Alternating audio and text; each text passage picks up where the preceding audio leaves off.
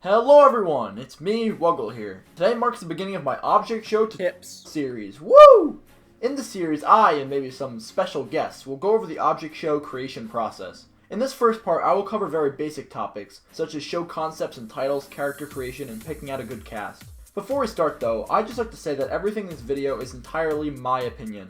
This isn't a definitive list of things to do. Everything here is from my own experiences in the community, for over 6 years at this point. So yeah, without further ado, let's begin.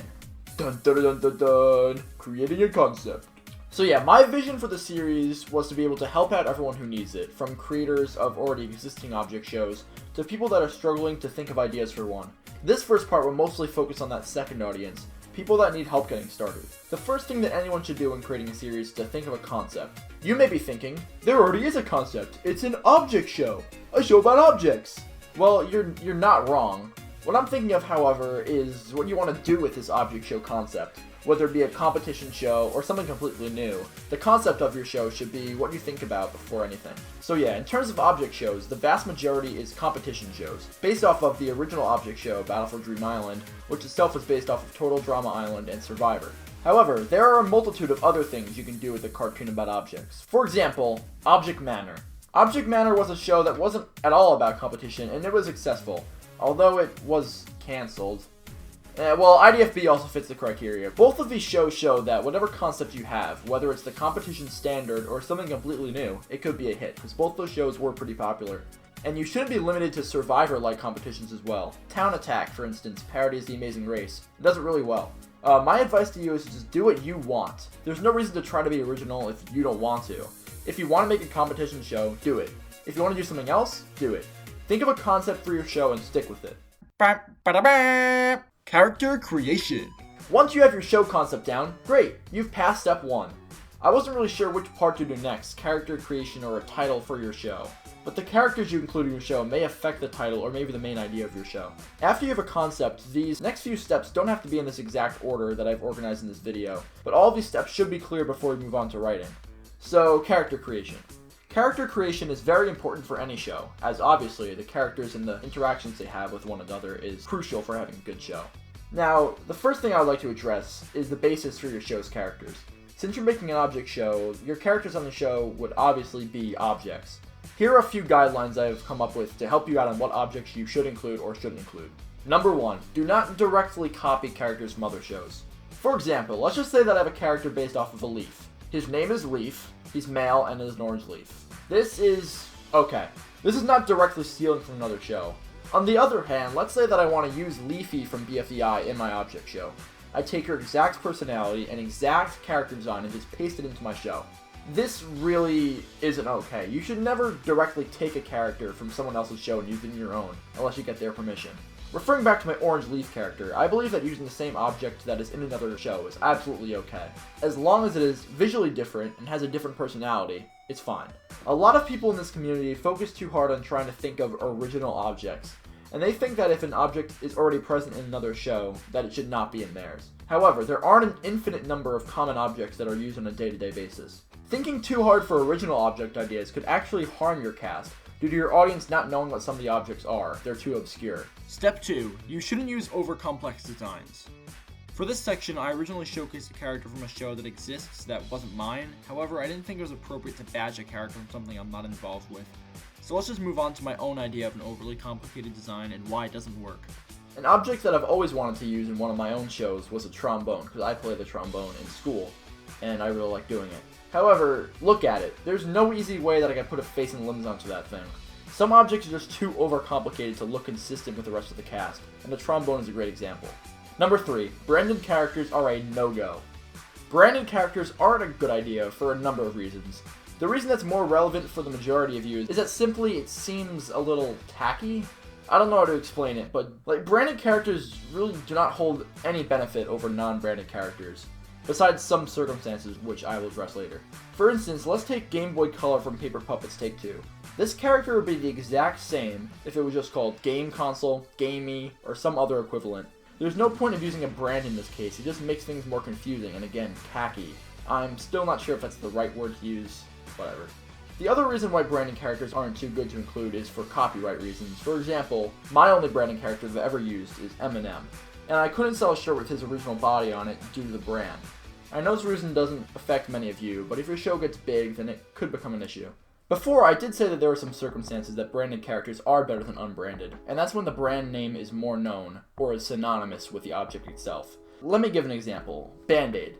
Band-Aids are so commonplace nowadays that the generic term, adhesive bandage, isn't used nearly as much. In this case, it's a better idea to name your adhesive bandage contestant Band-Aid. Some other brand names that are synonymous today are Frisbee, Post-it, and Q-tips. Number 4. Don't use objects that aren't suitable for all audiences. You can discard this rule if you're making a show for adults for whatever reason, but yeah, if you're making a standard object show for all ages, don't use something that wouldn't be appropriate for kids, since they make up most of the object show viewership. Very big portion. And I wouldn't recommend making an adult show either way, but I can't stop you. Number 5. Don't use meme characters. Unless you're making a joke show, which this tutorial isn't really about. I mean, I guess it kind of could be. Using memes as contestants in your object show isn't a great idea. Using memes in your show in general isn't a good idea. Why? Memes get old very quickly. I mean, some stay around for longer, but some go away within like a week or so. And using memes could date your show. If you watch someone's show a year after it releases and it has a meme in it, that meme isn't funny anymore, and it kind of just ruins that scene. So yeah, I think those guidelines are pretty solid. Don't completely copy characters, don't use objects that are overly complicated, don't use brands unless they're synonymous, don't use adult-oriented objects, and don't use meme characters. If you follow these steps, your cast will most likely be great. Obviously, their personalities and how they act depends on the writing, which may be covered in a future episode of the series. Finalizing your concept. This Finalizing Your Concept umbrella will cover 2 shorter topics, finalizing your cast and figuring out a show title. Just to note, this section of the video will be more opinion-based than the previous part. There's no right way to finalize your cast, for example. However, I will give tips. So, let's just say you've come up with a good number of contestants for your show. You may be wondering, how many contestants will I have? Well, whether you're asking that or not, here's my opinion. I believe anywhere from around 12 to 24 contestants is a good range for a standard show. 20 is what BFDI had, 14 is what II had, BFDIA had 22, and II2 had 19. This range isn't too small, but isn't too big. Having less than 12 contestants isn't bad per se, but it may make your show a bit short. If that's what you want, great, go with it. Having larger than around 24 or 25, however, isn't the greatest idea, and I know that firsthand. If you have so many contestants, it will be hard thinking of unique characteristics for each object to have. One show that I believe has too many contestants is my show. My show being Object Lockdown, not the new one that's coming out soon. Yeah, Object Lockdown had 28 contestants, and not all of them are recognizable in terms of character. I've received many comments and critiques saying that characters like Limey, Balloon, Barry, and others aren't memorable. I've had 2 double eliminations in 6 episodes of that show for a reason, and that was to hopefully get rid of the bad contestants and have a better cast. Obviously, the show is canceled now. That didn't really come to fruition, but that was my plan for the future. In the end, how many contestants you have is up to you, but I believe having a cast around, I'd say 16 to 20 is probably the best range, is a good idea.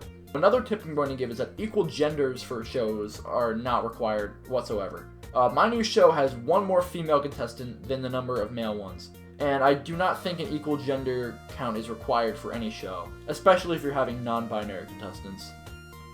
I don't really have much to say for this topic because I believe you should create your own show title. It's your creation after all.